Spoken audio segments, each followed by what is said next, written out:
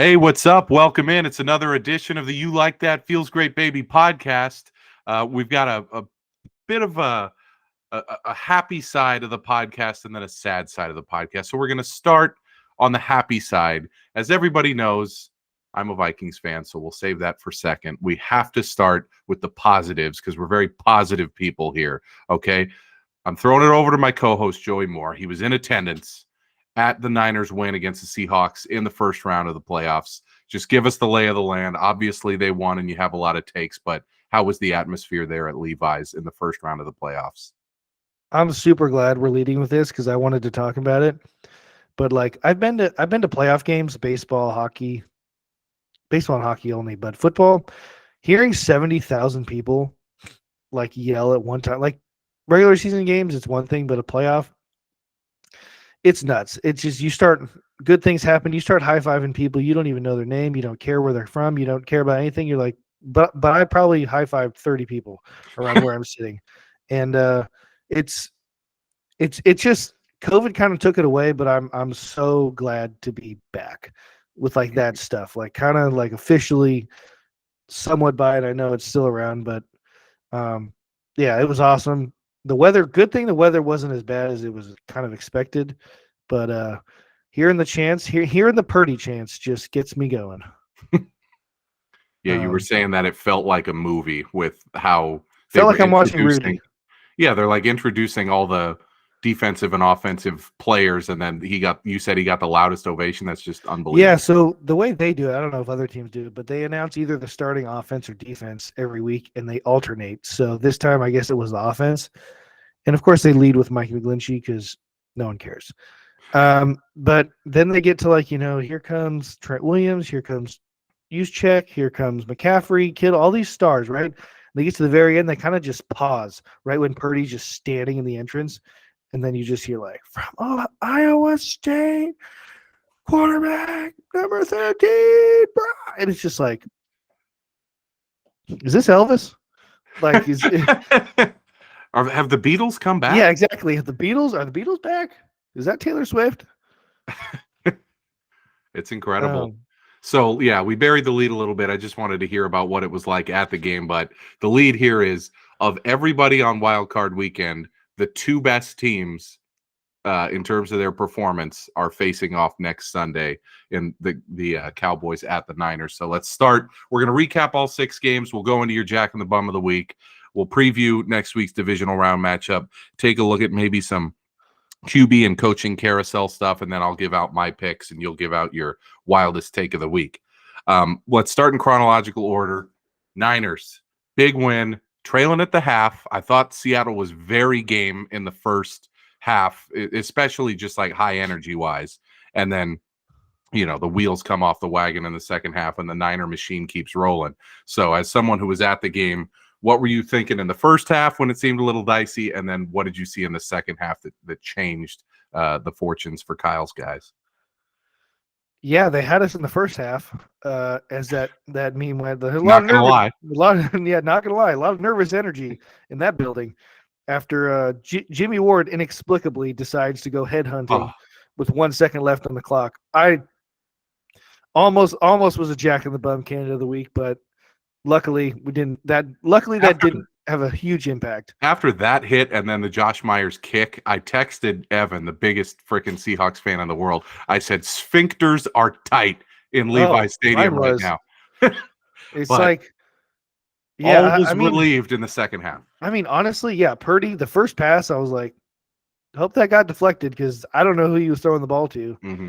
A little shaky at first, but even though he was shaky, they had the first drive was a field goal. Their second drive was a touchdown.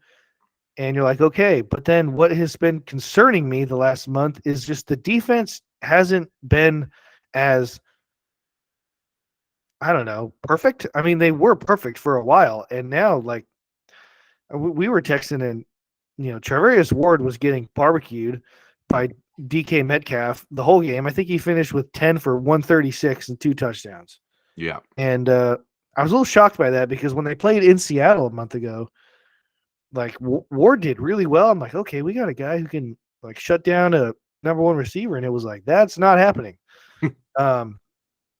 and Seattle was running the ball more. Like I think Kenneth Walker had played the Niners the 2 previous times, but the first one was his NFL debut, and his second one was he was coming off an ankle injury, so he was definitely more of an impact player this time. Seattle was driving just as much as the Niners were driving, and then the field goal happens at the end of the half, and it's like, okay, this drive at a half is going to tell us a lot we need to know, and I mean a clutch drive after the halftime, and kind of got all started with Deebo Samuel getting riled up. Yeah, that was the turning point in the game. Which is interesting when you see a scrum of like football players. It's like that's a lot of just man in a small circumference of an area. But yeah, they finished that drive off, and then the game turned when the strip sack, because Seattle was driving again, and the strip sack happens, and the Niners take it right back down the field and make it 31-17, and then it forces Seattle to kind of just have to pass more than they want to, and you're right. That was the turning point, especially because I believe they were like either in the red zone or right on the edge of the red zone. They were in it. 6. Yeah, they were down 6. They were in it, and then I don't know if it was a penalty or what. I think it was a penalty because I don't think they got 2 sacks in a row. It made it like 3rd and 14 after they had just converted like a 3rd and 12 on the DK like slant that he kind of bobbled and then caught. Yep. You're like, man, they're driving again, and then a strip sack, they get it and then take it the field. Yeah, that was the key right there. Seahawks, if they can run the ball, they could have stayed in it much further. Say they take a 24-23 lead there. It's going to be more competitive the rest of the way because they wouldn't have been able to play. Yeah, even if they were just, down 10 even, but when they were down 14 and they had to press, that's when D'Amico Ryan's defense was like, you are not going to score the rest of this game. Did get a garbage time touchdown in there, but overall, you felt pretty good, right? Comfortable win in the first round. Yeah, for some reason, I do think just in any sport, but maybe even football the most, like that first game is like, no matter who you're playing, I don't care if it's the 72 Dolphins against, the 8-9 Bucks we saw last night. Like, it's just nerves, and it's just weird. Like you said, butts can get really tight really quick, and your 17-game season can just come crashing down like, in a split second. And after halftime, it felt like a lightning strike. All of a sudden, it was 41-17, and you're like, okay, that's better. I can breathe.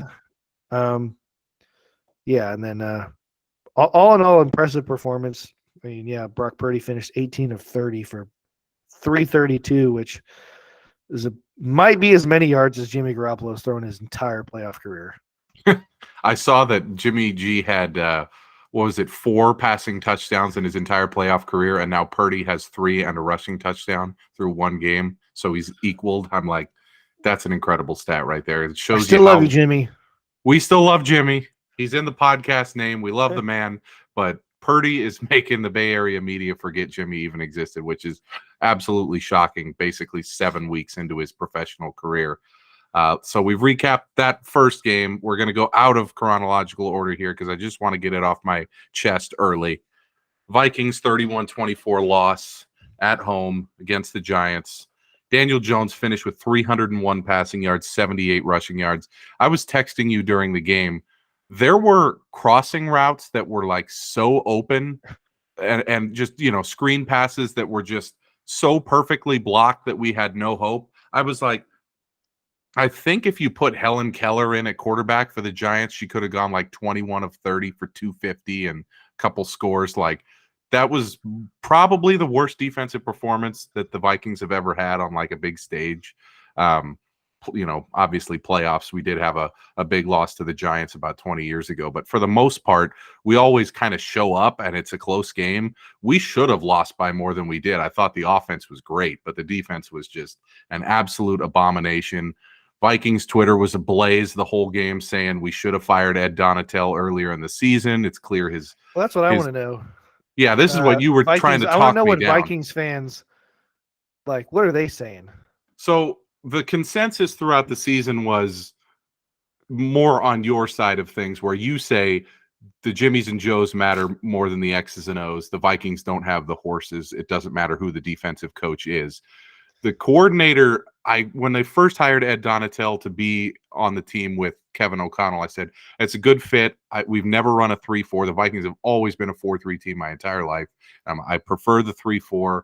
I like that we signed Zadarius Smith. He's perfect for the 3-4. I was like, okay, this is going to be great. And then once the season started, basically from like week 2 onward, we're like, oh, we do not have the corners and safeties to play if, after Lewis Seen was hurt early in the season, our first round pick. So it was like, very clearly we don't have the Jimmies and Joes to like have a good defense. But Vikings Twitter went ape shit on Ed Donatel, especially in the second half of that Giants game. It was clear, Brian Dable was coaching circles around him. So the consensus seems to be that he's going to be back next year, but the majority of the fans want him gone. I thought, my boy Cameron Bynum, obviously someone who he's a great story and a great guy. He was torched the entire game. Harrison Smith, again, borderline you're Hall a great of Fame. guy, good guy community, but you were torched. Yeah. Harrison Smith, borderline Hall of Famer.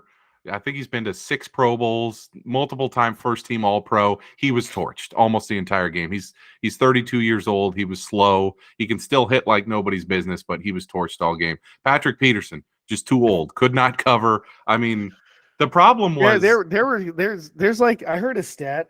They were talking about it with Mahomes, and like it kind of was used to not discredit him, but like just kind of put it into perspective of how good of a coaching job it is. The percentage of completions that Mahomes has that are to guys, I don't know the official term, but the regular term is called wide ass open. How many wide ass open guys is he throwing to? Yeah. And like it's like the highest in the league that Mahomes is like. So Andy Reid and Bieniemy, what they're doing, like guys are wide ass open. And I was just saying, like the Giants, everyone is running wide ass open. And yeah, I was saying to you, what was killing you was, Danny Dimes, and I heard this. I was calling him Daniel Vick. Here's a better one. Vanilla Vic is a great nickname. That dude, I mean, it's not even sneaky athletic. That guy is very athletic. Yes. And he ran for 7 first downs. Like that's not, you can take one run for like 90 yards and a touchdown. Like that's one play you messed up. But 7 different plays where he runs for a first down, that is just you were texting me. You're like, where's our gap integrity? Like a hockey coach. We gotta have gap integrity. I was like, you should spy on him. But then I'm like, to probably the D coordinators is like, why would I spy on him? That's one less guy who's even covering what's out there. Yeah. And it's clear they couldn't cover. I mean, we're not talking about the Dolphins here with Tyreek and Waddle just going everywhere. We're talking about the fucking Giants. It's Darius Slayton just carving us up. Kenny Galladay, the most expensive decoy in the NFL. Oh, my God. The game should have ended a half hour before it did because that pass over the middle to Slayton, I mean, hits him right in between the numbers. Right. He catches it. He goes for 30 more yards and the game is over. So, the score says 31-24. It could have been worse. So the offense, so Vikings, so Skull Nation wasn't blaming Captain Kirk. There was a lot of frustration with the I thought he was fine on 4th down. I heard a really good point about that. It's like, yeah, you probably just shouldn't do that. Like, I mean, there was no chance he was going to catch it and somehow break a tackle and turn upfield the way it was. But somebody made a really good point about blaming Kevin O'Connell, because if you look at the other 3 guys, the route tree, like they're 30 yards downfield. I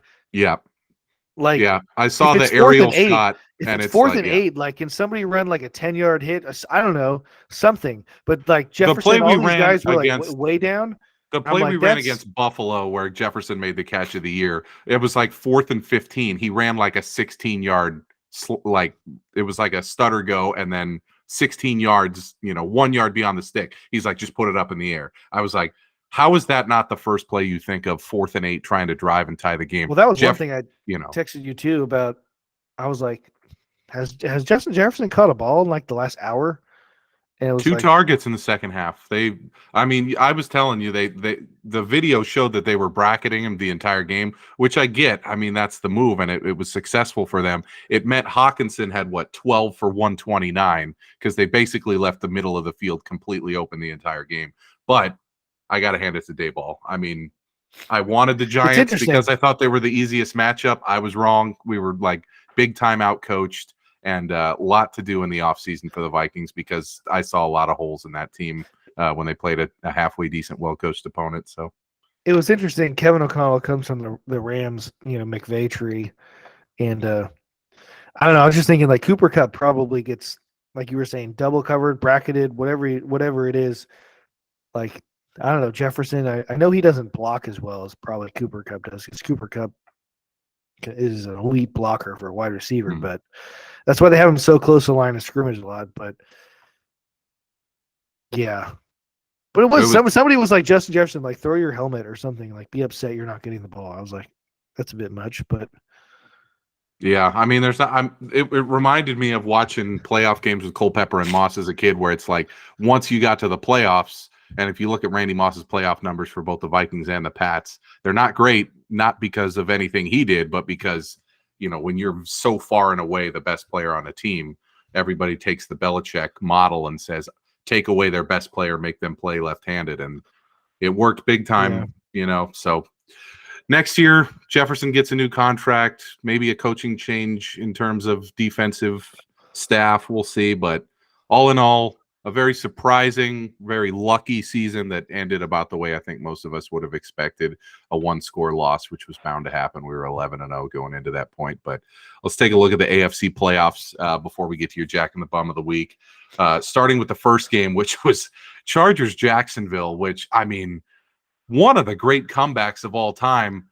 I just want to start off the top with Brandon Staley has not been fired, and it appears he's coming back next season, which, number one, that's a big surprise to me. They fired Joe Lombardi today, the offensive coordinator, and they're keeping the head coach, which seems, I mean, that's a big surprise to me. I think if you blow a 27-point lead and you have a history, especially this season and last, of, I don't know, just being so aggressive in certain situations and so passive in others that it affects your team's ability to like close out big leads. I thought Staley would be fired off of that performance, but more so than anything, I got to hand it to Doug Peterson. His teams just never give up, and that was a hell of a game. yeah, I'm going to talk about it in a future segment, but like the Chargers did force 5 turnovers, I believe, 4. And Brandon Staley's a defensive guy. I don't believe 5 turnovers or 4 picks and a half or something like that has never happened in a playoff game, or if it has, like, the team is like never lost. And I don't know, like it's just really odd how it falls on him. Which it does. It's just the way it goes. But yeah, I mean, just a horrible collapse. Joey Bosa has gone full nuclear since that was insane. I mean, when I saw his interview after the game, by the way, what a weird voice. He sounds exactly like his brother. I'm like, wow, very odd. But still, he made a good point. I mean, the refs did blow 2 calls on the same play that led to a touchdown for the Jags. It was a false start clearly on the right tackle that was trying to block Bosa. And then in addition to that, it was just a wicked hold, like a very obvious hold. So rough spot for the Chargers there. Great comeback. I mean, that seems to be the hallmark of Doug Peterson teams. I believe he's won. I think he's 5-1 as a postseason head coach, and he's been an underdog in every one of those games, which is nuts. He can seems coach. To be the way. Yeah, guy can coach. He's won a Super Bowl, and he still doesn't get much respect. But obviously, I think this is the end of the line for them. They're playing at Kansas City next week, but impressive performance from Lawrence. See if he can coach next week. Yeah. Lawrence, though, I mean, 4 picks in the first half. I don't know whether to say that was terrible or that was great, because you throw 4 picks and still win. Like, because I was thinking about it. If you don't get upset at like 1 touchdown and 1 pick, which a lot of guys have done a lot of times in the playoffs, it's no different if you throw 4 touchdowns and 4 picks. I mean, the ratios is like if you throw 4 touchdowns, like you score 28 points if your kicker makes 6 points. Like, I don't know. It's just weird. Like, you remember the last quarterback throw 4 picks in a playoff game and win? Last one to do it? Yep. I want to say Brett Favre. 2014 NFC Championship. Russell Wilson over the Packers. Hey. our guy. Yeah, our guy, maybe our favorite segment, subject of the year. Poor Russ, but was a good moment for him, even though he was concussed and tried to play through it. Um, moving on, we'll talk about the Bills Dolphins next. This is a pro Mike McDaniel podcast. This was his best performance of the year. He had Skylar Thompson at quarterback, and they damn near won that game. Incredible performance from Miami. They only lost 34-31. I thought when it was 17-0 early in the second quarter, that game was going to be 41-3. I was like dead certain. I was like, probably don't even need to watch. I'll just flip over to the Fox pregame before the Vikings game. No. Incredible job by Miami rallying in that game with a third-string quarterback, who, by the way, I didn't think was any good in college either. It was incredible. By the way, was also picked ahead of Brock Purdy, but neither here nor there. Some can make it, some don't. I love Mike McDaniel. I thought he had a lot of really good points, but you could damn near say he lost the game with his decision to throw the ball near his own end zone. Third and 19. Throws a pick.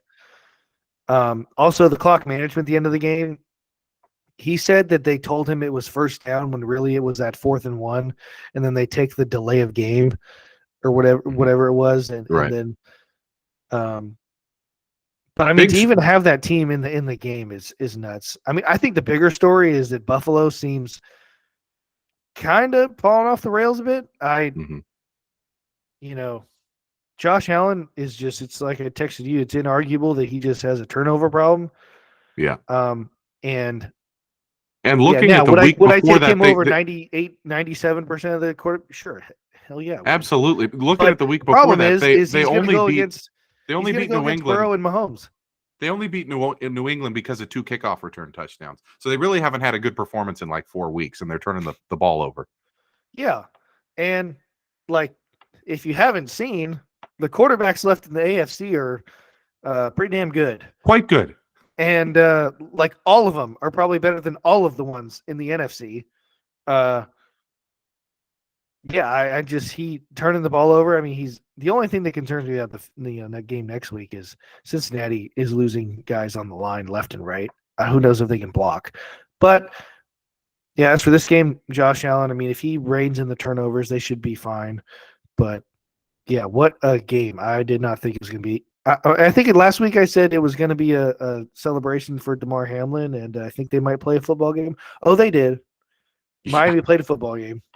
I saw his interview, Mike McDaniel, with a beat reporter before the game, and he goes, yeah, nobody gives us a chance, but I think we got a shot. Get ready for some weird shit. And I was like, oh, like I was like, I love this guy. I was not expecting that answer. I thought he was going to, I mean, he gives a great interview. That's why he does. He you ever hear him like with and even like before the third quarter, he was interviewed by the Tracy Wolfson, and what do you think coming out of the locker room? Mike, how do you think Skylar Thompson played? He's like, you tell he like takes a breath, like, well, it's a really good question. I think he's played well. I think he lacks some plays back, but overall, I love the effort, and we're looking to play better in the second half. And I'm here to help him out, whatever he said. Tracy Wilson was like, thanks, Mike. And he's like, thanks, Tracy. Have a great day. It's and like literally every other coach is like, I thought he was good. You see John Harbaugh on Sunday Night Football, his halftime interview. Holy fucking shit. I mean, I love John Harbaugh, by the way. I bet on him last week. They should have asked him about Lamar. Like, hey, it's a cool game, but like, John, why is Lamar not here? He just like gives who was it? Melissa Stark. She just said something about Tyler Huntley. He's like, is there a question? And then she's like, yeah.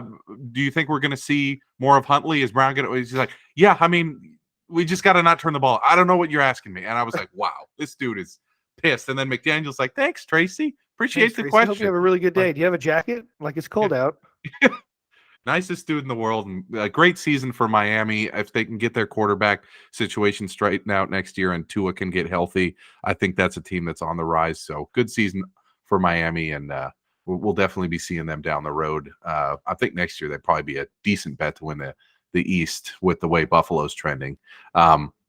Ravens Bengals Sunday Night Football. I was all over the Ravens. I told everybody on the podcast last week, when you go to bet this game, wait till it gets to Baltimore 7.5. If you did, you won. I bet Baltimore plus 10 because it kept moving and moving and moving. I don't know.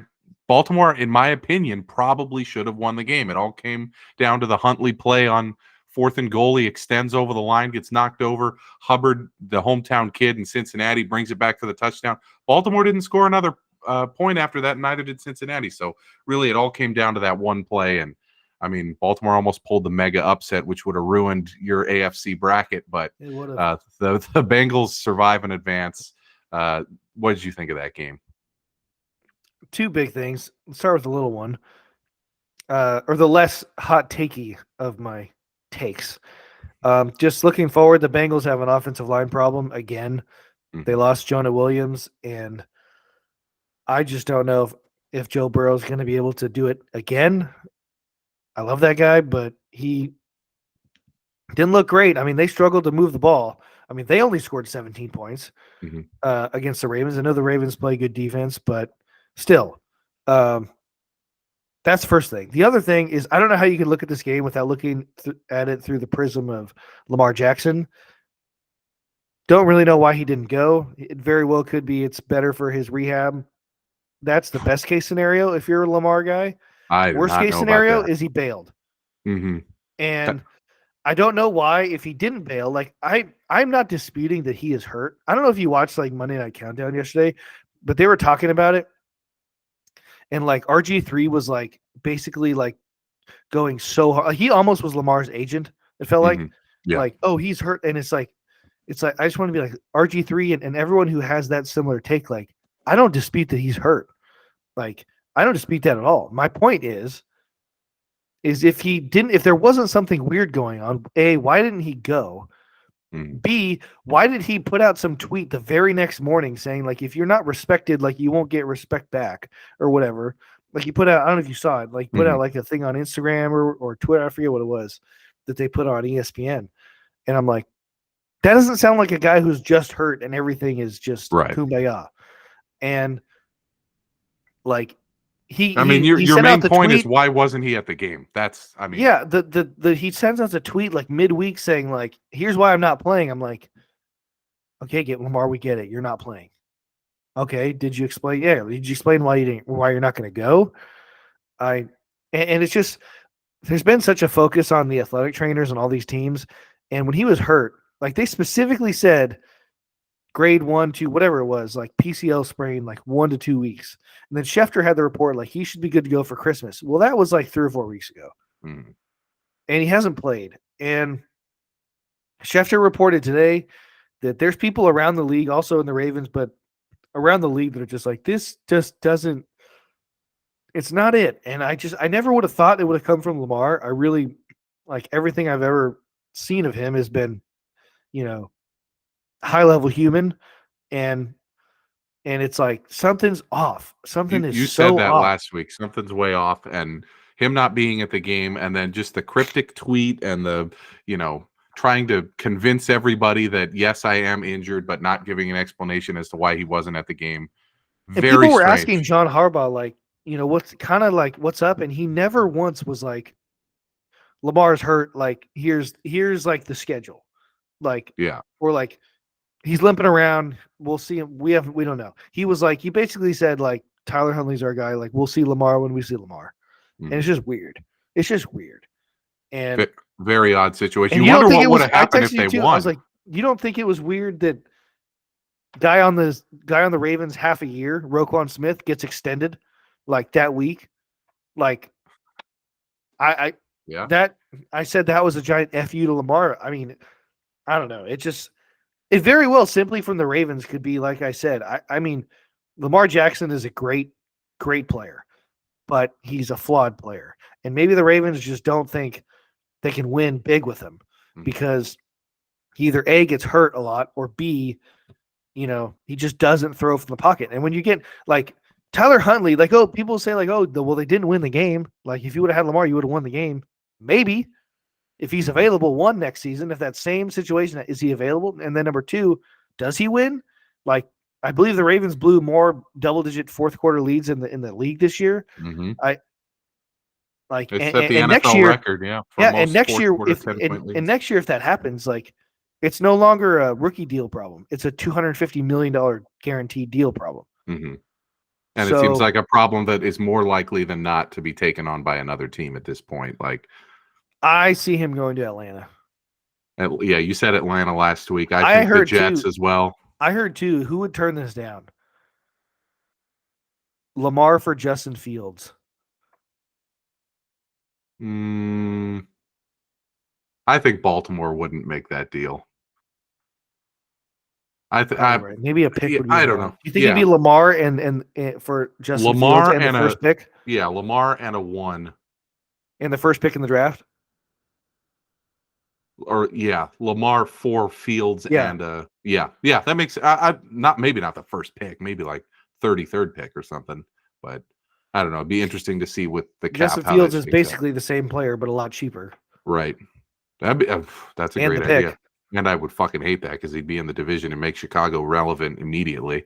That's a good call there. If he's healthy. Yeah, if he's not sick or feigning an injury. I mean, it's a very strange situation because I would say until 6 weeks ago, I had nothing but positive things to say about Lamar Jackson. Like comparing him to Kyler Murray's like a grade A dick. Yeah. But Lamar was like, it was like, yeah, everyone loves Lamar, but they're like, it's just has gone so sour. And I think a big part of it is just he doesn't have an agent. And I felt that as a Niner fan with Deebo Samuel, he has an agent, but I watched a documentary on it. It's kind of like his uncle. And part of the reason why he requested a trade is because Deebo got very emotional. He's an emotional person. You can tell the way he plays. He's fiery guy. Like he was disrespected by the Niners offer, and it gets really, contentious or whatever. But like, it's fine now. Yeah. Like it that worked eventually the Niners wrote the check. But like, I think Lamar probably heard from Baltimore like what the number was, and he's like, he was like not happy at all, and has that feeling has just never gone away. Yeah, crazy situation. We'll talk about the QB and coach carousel here in a minute. One more game to go over from the wild card round. Absolute beatdown by the Cowboys, sending the GOAT possibly into retirement. Really, from the first moment of that game.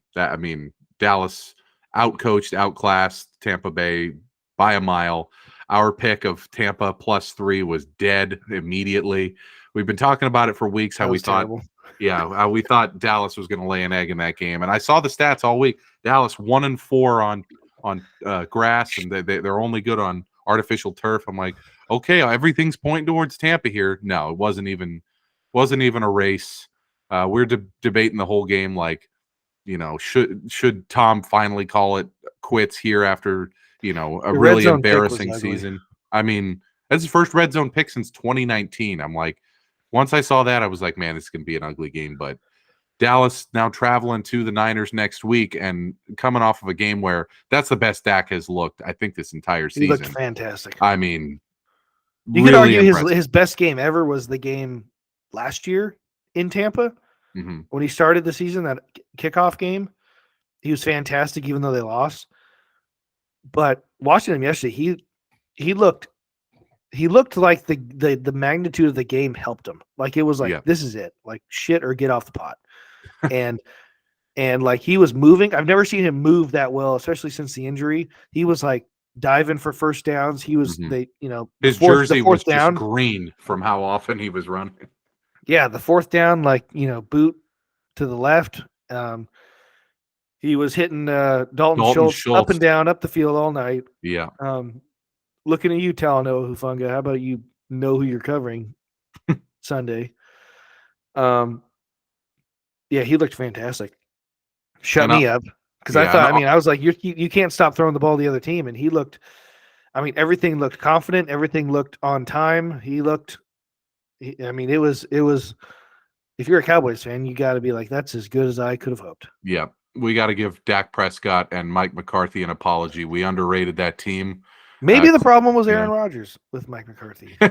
Hey, now that's a hot take that I would love to get into, but maybe we'll save that for an end of season. Back-to-back 12-win seasons. I'm not saying Mike McCarthy's Vince Lombardi out here, but maybe Rodgers is holding him down. They were like 9-7 the last 2 seasons there with McCarthy. I don't know. We'll have to see. Let's pivot over to your Jack in the Bum of the week. Obviously, playoff games, the candidates are an even higher quality than usual because the stakes are so high. So the ones that I was thinking, okay, Ed Donatel, Vikings defensive coordinator, would have been my pick, but that's just because I'm flaming mad because of how that game. I got to be panned honest, out. Eric. I don't know if that gets the people going. No, it doesn't. I mean, Ed Donatel content not exactly moving the meter there on TikTok, but shitty defensive game plan. Really just, a really sour taste in Vikings fans' mouth probably for the rest of the offseason after how bad that defense was in a really important game at home too. Like, you saw the crowd before the game, and I had the thought for a few minutes, like, there's no way we're losing this game with the way the crowd is. And then once we saw 2 or 3 perfect drives from the Giants to start the game, I was like, all that fan energy as a is fan gone. watching it, just as a person with no super investment in who won or lost, but I mean, Minnesota looks like an incredibly tough place to play. Like it looks like the dome and that whatever you call that Viking horn, Gyaller horn. Mm-hmm. It's like got everybody fired up. John Randall was there, my boy, blowing the Gyaller horn, getting everybody fired up. I was like, we are not losing this game. And then our boy Ed Donatel ruined the day, and the Vikings defense needs to be completely rebuilt. We already covered Lamar Jackson. I mean, he was on the list given the whole saga this week. Todd Bowles also would have been someone I would have looked at, and then you got a couple you want to go over as well. But who's going to be your Jack in the Bum of the week for playoff week 1? The Jack in the Bum of the week. It's hard to pick a guy who was on a team that won, which is why I put somebody and then deleted it and then put who I did. Because my original selection was Brett Maher, because he had just a horrendous day last night. Like, I mean, just tuggy left, pushy right, like whatever, couldn't hit water if he fell out of a boat. But hey, the best part is none of those points mattered. Mm-hmm. So the Jack in the Bum of the week is none other than, we got 2 people. Focus on one. Number 1, Brandon Staley, Jack in the Bum. But maybe even more, Jack in the Bum of week 1 of the playoffs, wildcard weekend, super wildcard weekend, Justin Herbert. That's right. Justin Herbert with the 6 set of lettuce on his head. Jack in the Bum of the week. You are spotted 27-0 against the Jacksonville Jaguars. The opposing quarterback throws 4 picks. You have to win that game. So much of this blame is getting put on his offensive coordinator, as he got fired, and Brandon Staley. Deservedly so. You can't be the head coach that blows that game. But like, if you are who people keep saying you are, like, 1 touchdown drive would have done it in the second half. 1. And if you look at like the numbers based on the picks they were getting from Trevor Lawrence, like, they had short fields. So like, his numbers weren't even that good. Mm-hmm. He finished 25 of 43, which not great. And 273. It's decent, but like, figure it out. Like, convert a third down, move the chains, something. You got to do something. And to blow a 27-0 lead, if Matt Ryan's going to take the heat, and Kyle Shanahan for that matter, for the Super Bowl, like, it's got to be on you. Like, mm-hmm. I can't put you with Mahomes, Burrow, Josh Allen, and, well, I'm not going to put Trevor Lawrence there yet, but Justin Herbert. You gotta win games. I know wins are not a huge QB stat, or like some people don't think, but like, sometimes you gotta win the game. Do something. There seems to be with him this divergence between social media, football analysts and ESPN analysts, like the Bill Cowers and the old heads on NFL Today and Fox NFL Sunday think one way about Justin Herbert, and then the like more nuanced, like Dan Orlovsky, Mina Kimes, whatever, they think another way. So social media, young people, they're like, Herbert is the second best quarterback in the NFL. They are ready to die on that hill. And everybody else who's like an old head is like, I would not even put him in the same universe as Joe Burrow. So it's like there's this divergence for him. And that game on Sunday, that did nothing to help his case. Yeah. And the game last year on the final game of the season at the Raiders, where all they had to do was get a tie or a win to get to the playoffs, and he wasn't exactly sterling in the first 3 quarters in that one. So it's like next year is a big put up or shut up year for Herbert. For some reason, like Herbert is one of those guys that, based on, I don't know, maybe not high expectations his first like rookie year. I don't know. I mean, he's a top 10 pick. Like, why wouldn't they be high? But like he comes in and sets the world on fire, and all of a sudden he can do no wrong. And like this is the first time they made the playoffs. Got outplayed by Derek Carr last year in that Week 18 game, and Derek Carr is looking for a new home. But yeah, same thing I say about Aaron Rodgers. Like Aaron Rodgers, like what last year in the playoffs against the Niners, it was blamed on the special teams, and he got fired. But it's like, Aaron, like you had the ball. Like if you're who you say you are, and people think you are, like make a play. Same thing about Mahomes does it. Burrow has done it. A lot of these guys, and Rodgers has done it. I'm not going to be like super unfair, but like. Why sometimes for some certain players in certain moments, it's like, why is it not your fault? Like, why is it everyone else besides you? Like, Justin Herbert is staring at a $250 million plus guaranteed contract coming to him this offseason. Yeah. Like, and beat the Jaguars.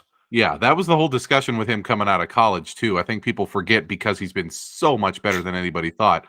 So season 1, he comes in. The reason he was like the 6th pick and not the 1st pick is there's questions about like he's too quiet. He's not a leader. Okay. He's a nerd. They're like, he's got like a 4.0 something GPA. And they're like, he is not a dog. Like he is, not like one of the boys. I'm like, okay, but he's got a cannon for an arm. So he goes 6th overall. Anthony Lynn had absolutely no intention of playing Justin Fields at all the first season. It was going to be Tyrod Taylor's team. He gets his lung punctured by the team doctor in week 1.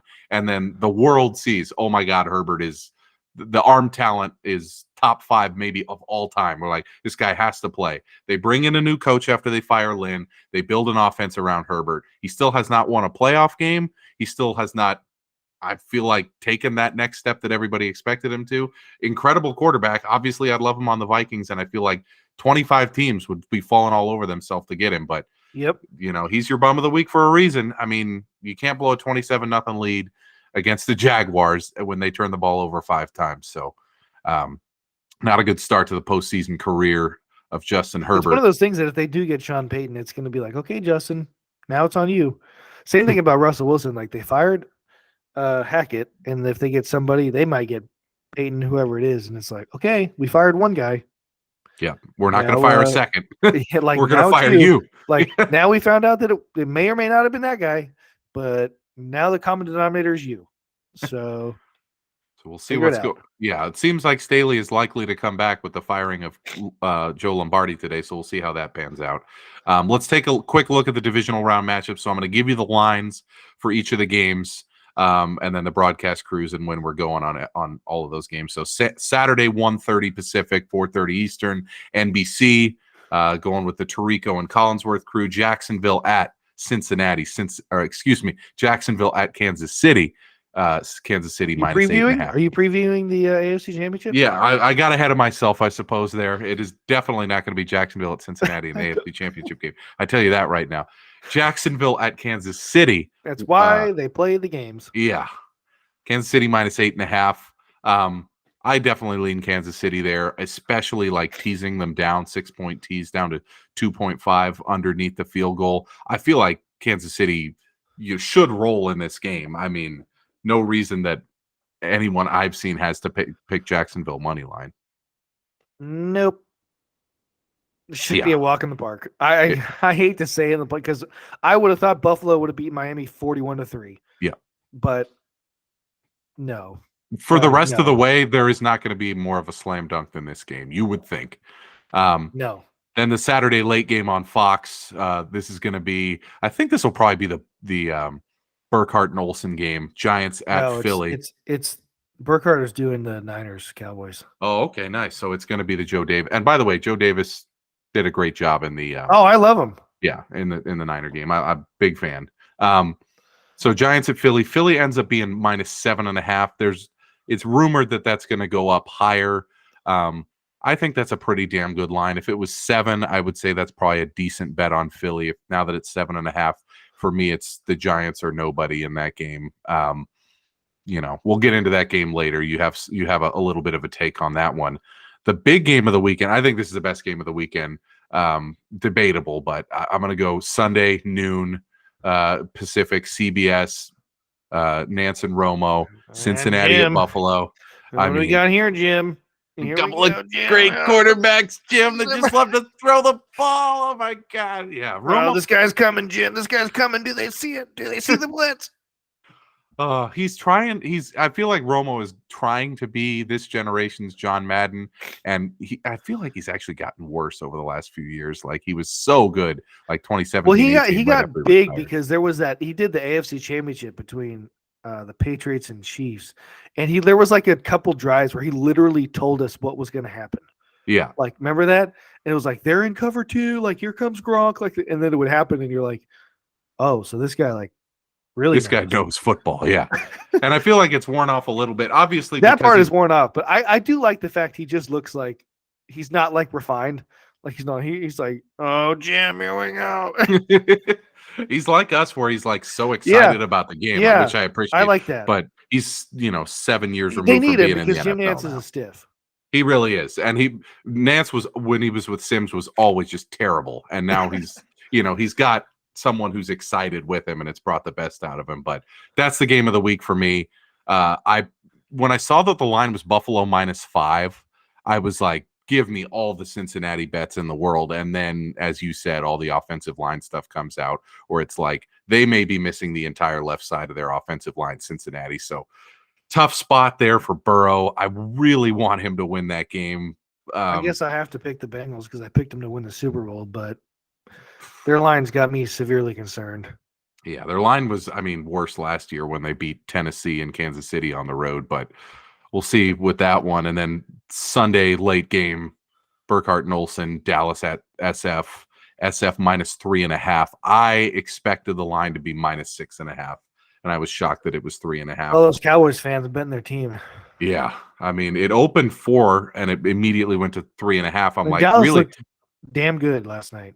They did look great. That's the best Dallas has looked all year. Incredible performance from them. And side note, I saw the average ticket price was just under $1,500.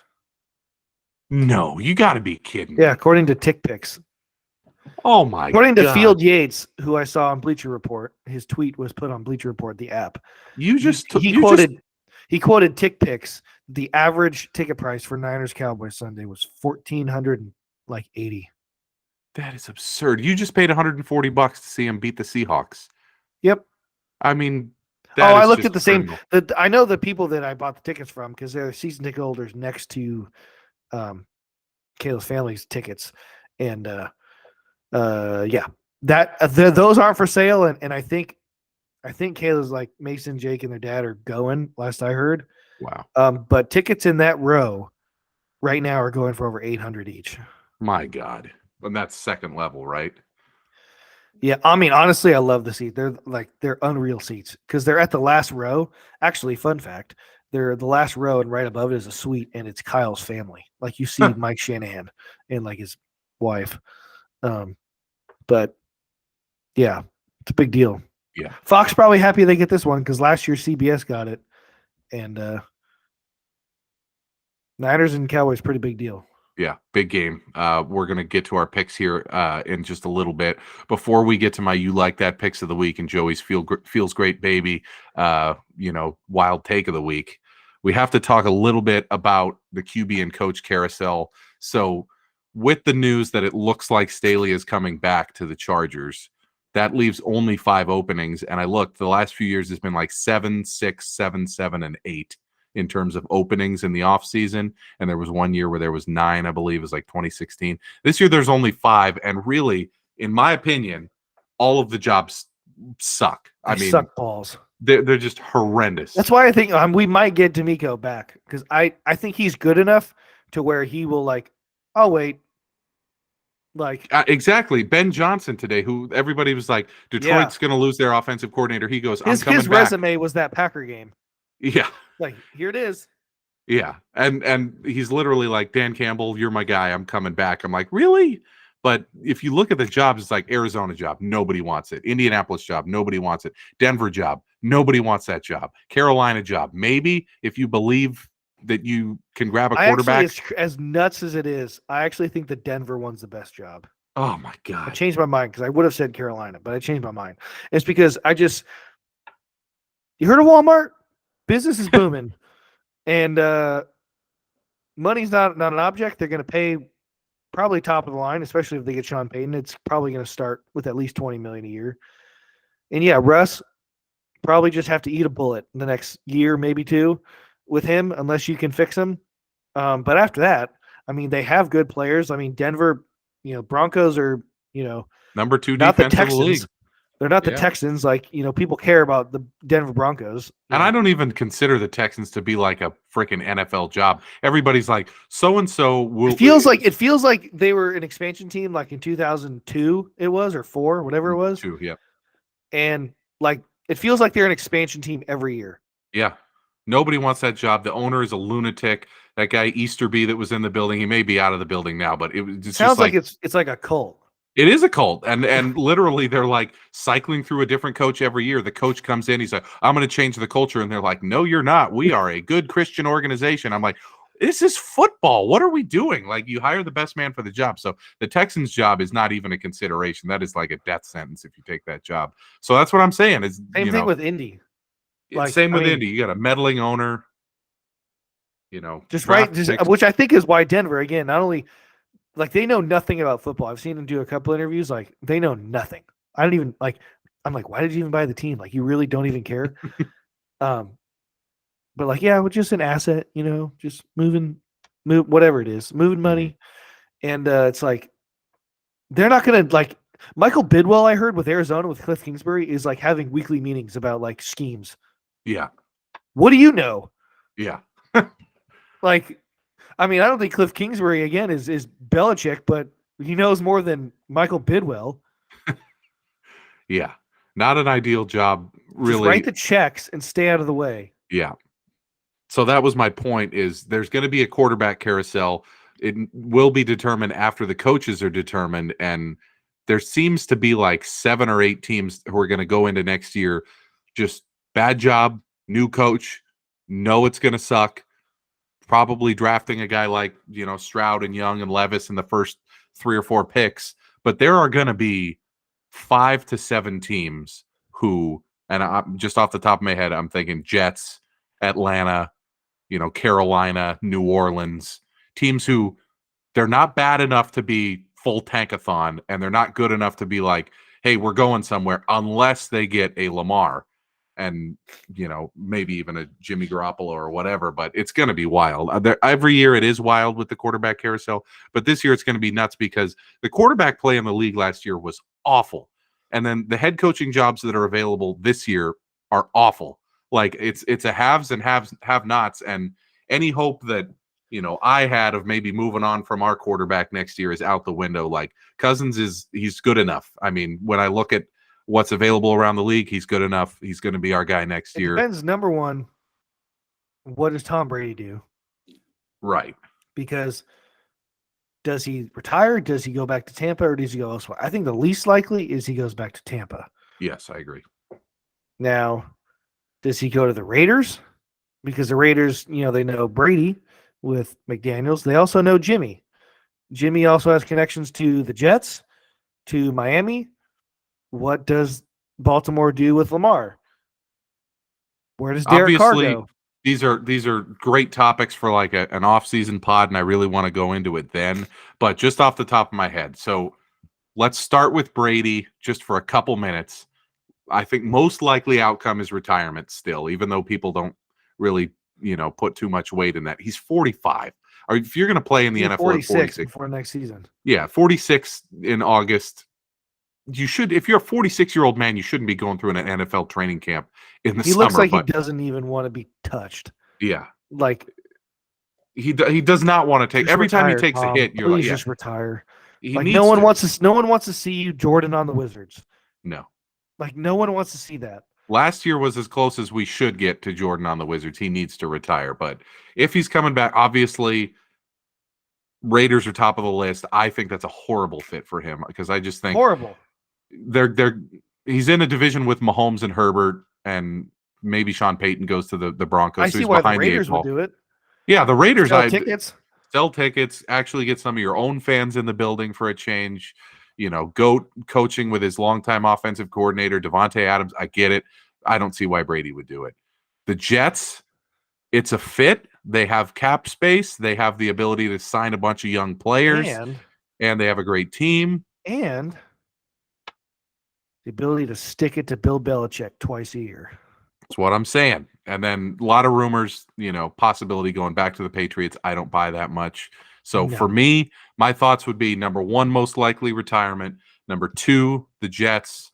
Number 3, the Raiders. And then, everything else a distant second. I had a debate with a friend yesterday, like, would he go to the Niners? Not a fucking chance. No. Not a fucking chance.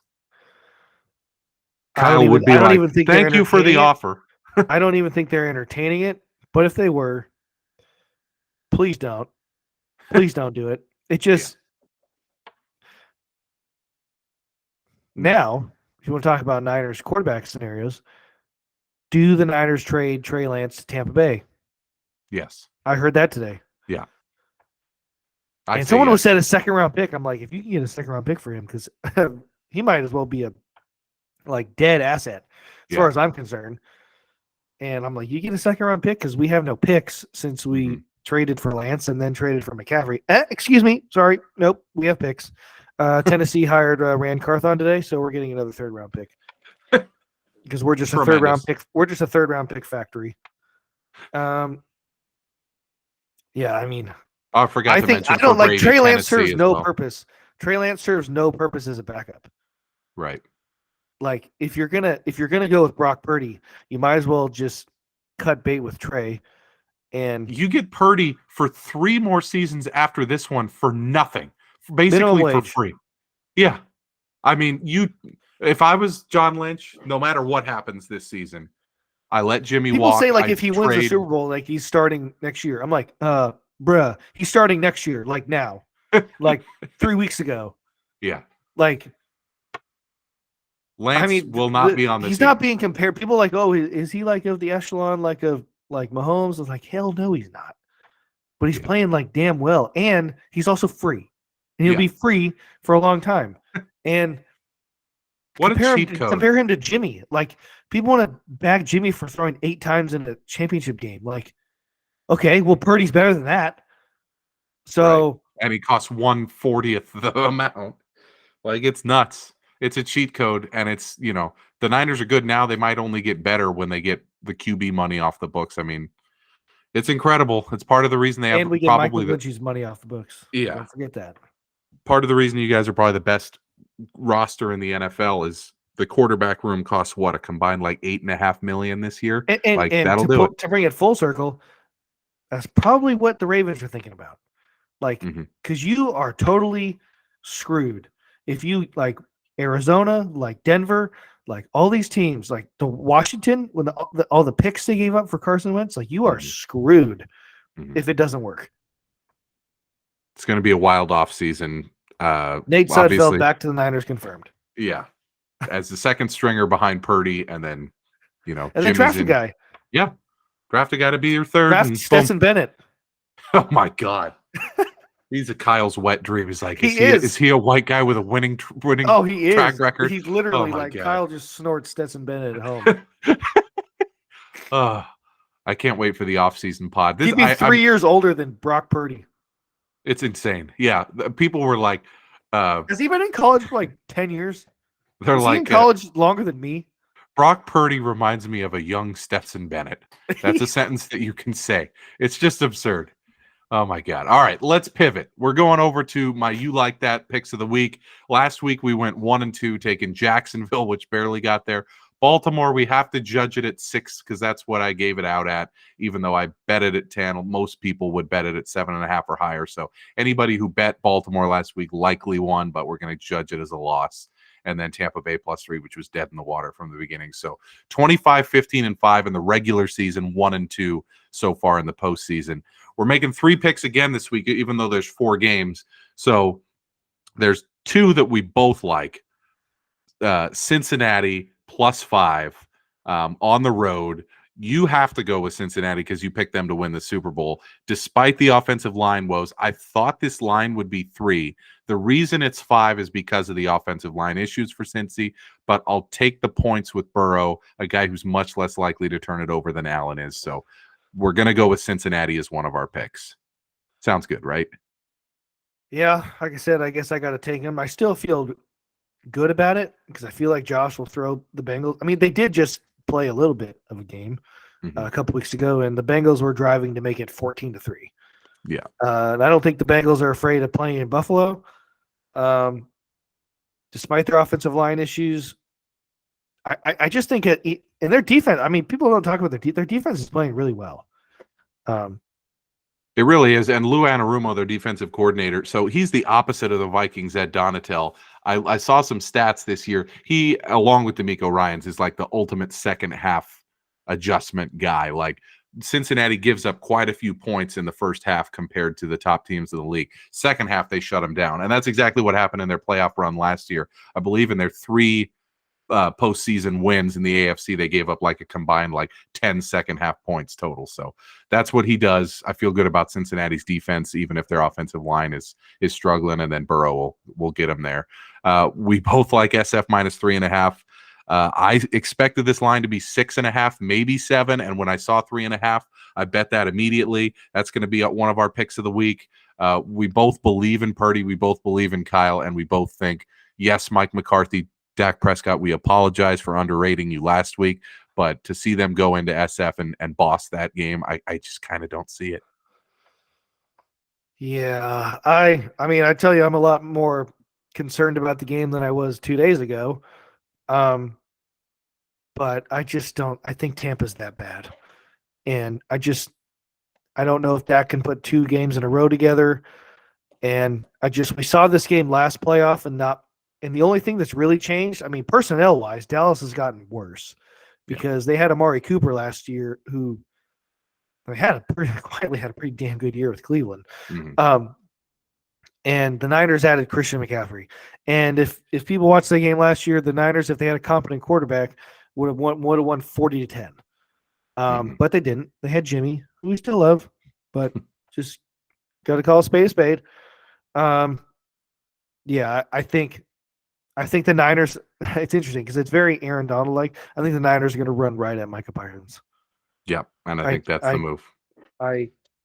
I just, like you said, the crossing, the Seattle game, it was, and Pete Carroll said after the game on a radio, I saw, what's the difference between the Niners and Seattle? And he's like, the front 7. Basically said the linebackers, they're running the play. Kyler runs his play act like zone read or outside zone scheme, and here comes Kittle. Here comes IU crossing, like the Debo touchdown. There's no one over there. Yeah, and I think that's going to be the same. I hope. I mean, it's a tougher test than Seattle. You can easily make a case for Dallas to win.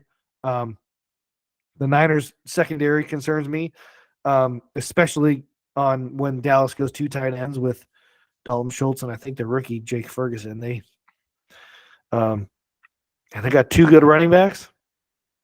Yeah, I mean, it should be a good game, but gonna be an awesome one that's definitely much more of a contest for you guys than the Seattle game was, and that a lot of people are going to say that'll be the game of the week. If Cincinnati Buffalo isn't, that's probably the second candidate. And then the third pick we're going with, we're taking Giants +7.5. No explanation on that one. I'll have you go into it a little bit later in our final segment. So here is our You Like That 3 picks of the week for the divisional round. Number 1, we're going with the Giants +7.5 on Saturday. Number 2, we're going with Cincinnati +5 on Sunday in the early game. And then number 3, we're going San Francisco -3.5 in the late game on Sunday. Your You Like That picks of the week, divisional round. On to your feels great, baby. Your wildest take you feel best about at the moment. I'm teeing you up for it, man. This is one of the wildest ones. The floor is yours. Tee it up. I might hit a slice, but might hit this one down the middle. I am taking the New York Football Giants to beat not cover, to beat the Philadelphia Eagles Saturday Oh boy. night. And I feel pretty good about it. I don't like what I saw at the end of the regular season with Jalen Hurts with his injury. And then when he played week 18 against the Giants, meanwhile, the Giants practice squad wasn't as impressive as I would have liked. I also just don't believe he's 100%. And I don't even think he's that close. Does he even finish the game? Lane Johnson being definitely not 100%. They said he's going to play, but he tore his abdomen. No, thank you. No way he's going to be healthy. And I just think the Giants have so much momentum right now, and I'm such a big believer in that.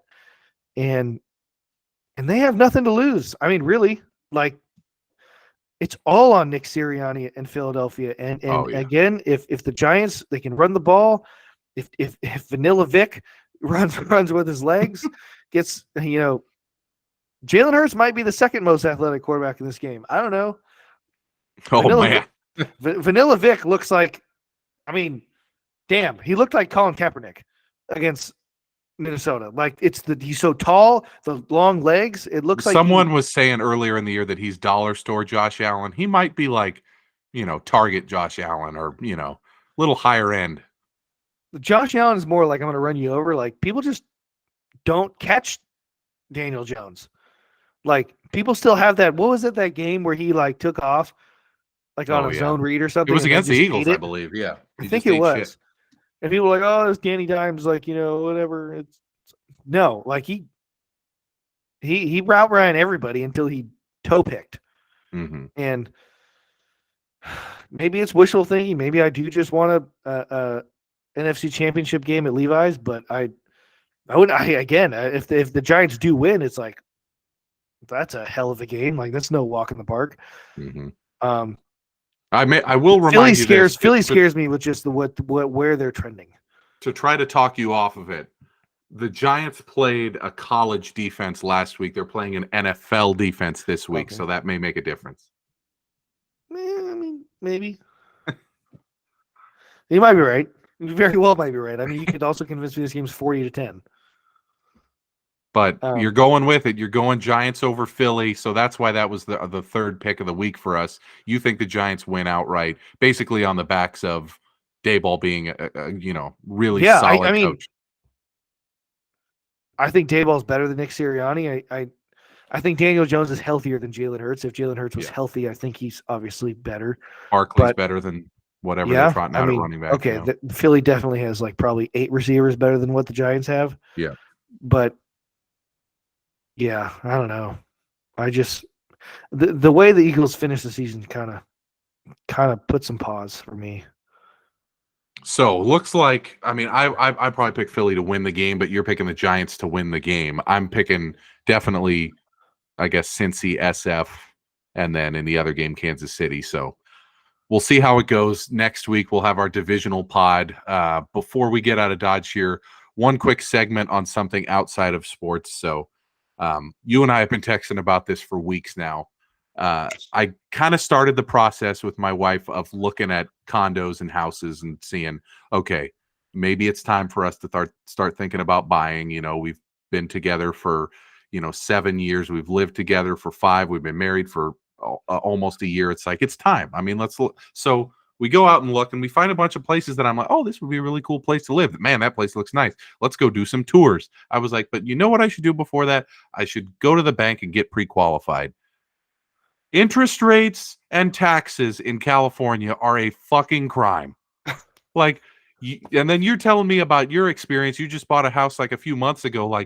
It is criminal what is happening right now to anybody who wants to buy a home.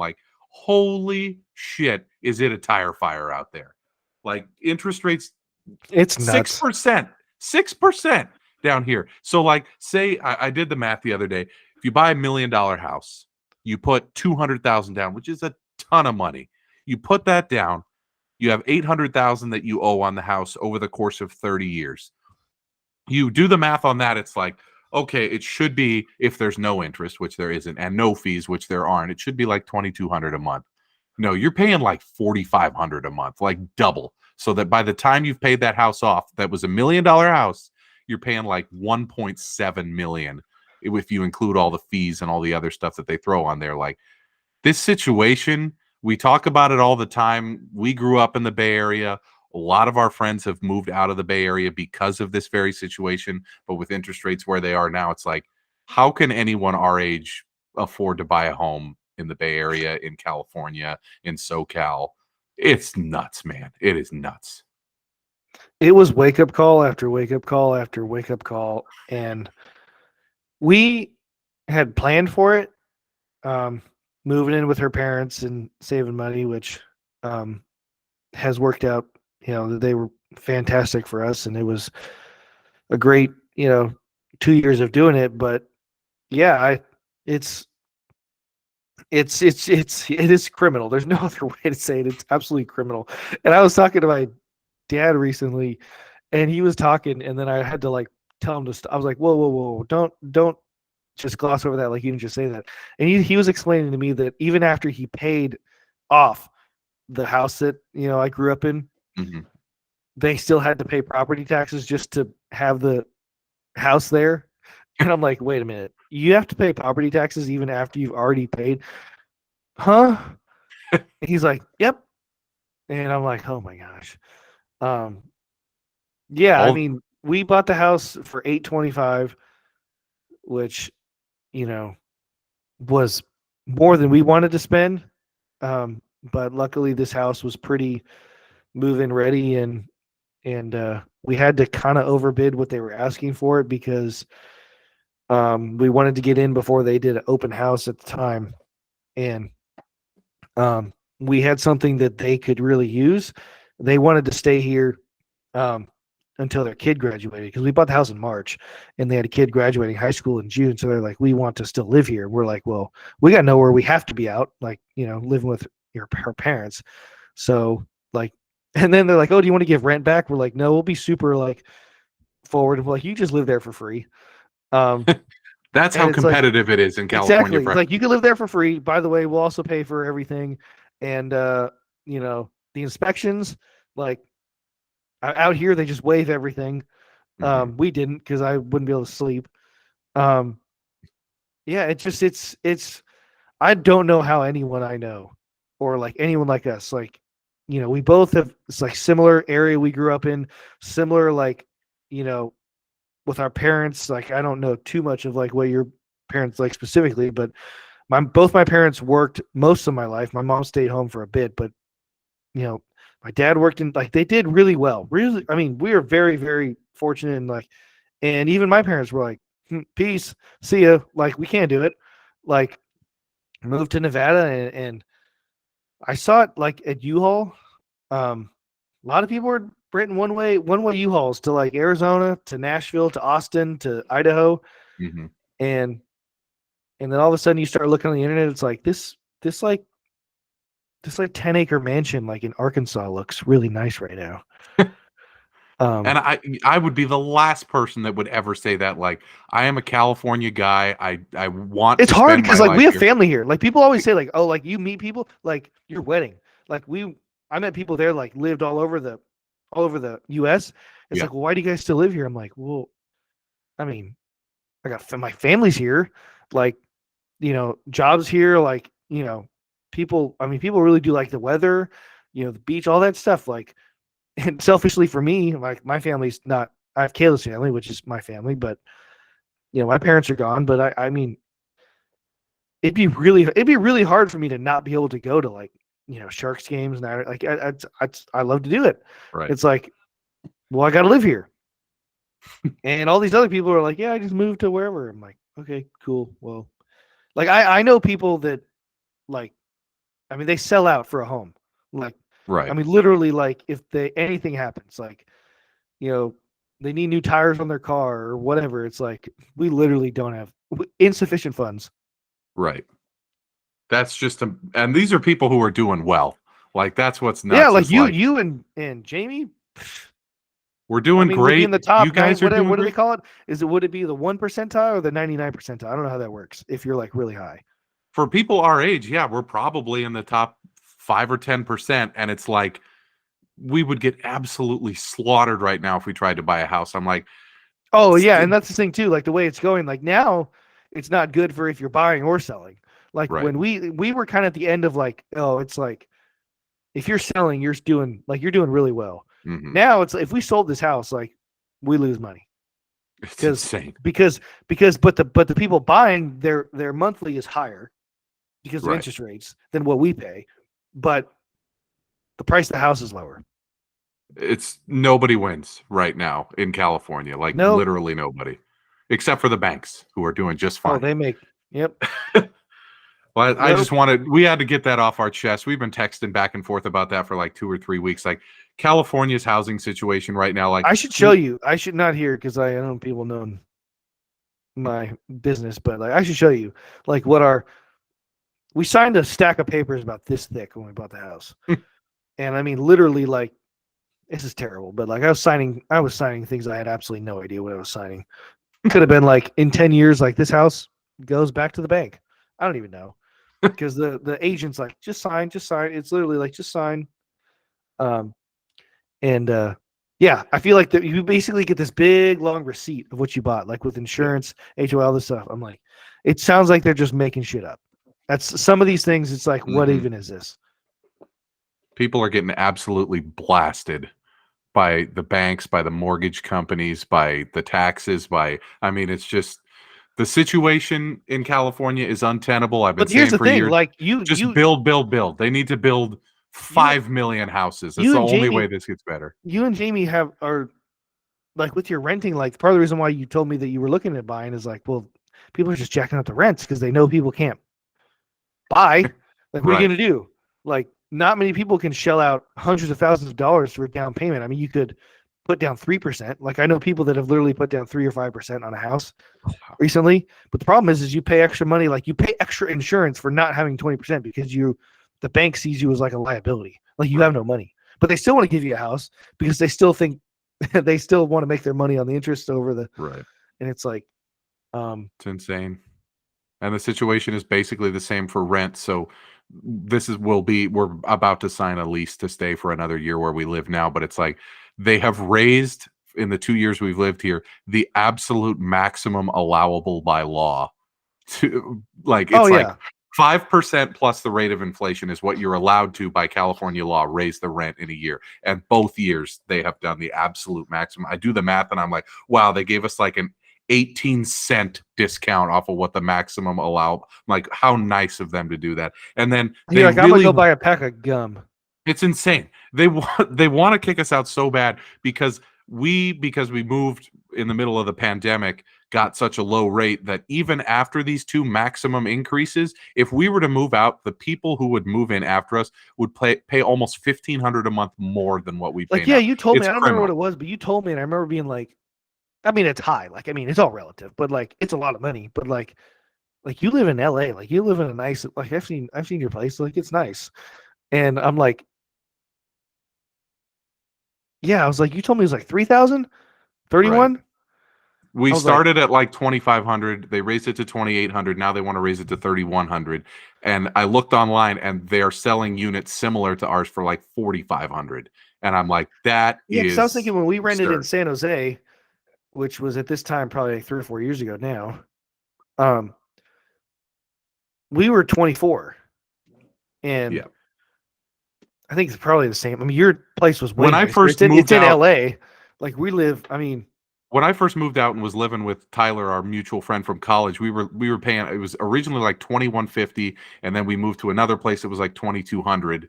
And I was like, and those were for 2-bedroom, 2-bath, nice big units. Now it's 1 bedroom. Yeah, ours was 24. My wife, and it's like ours was 24, and then like, one bedroom, like 720 or 780 square feet.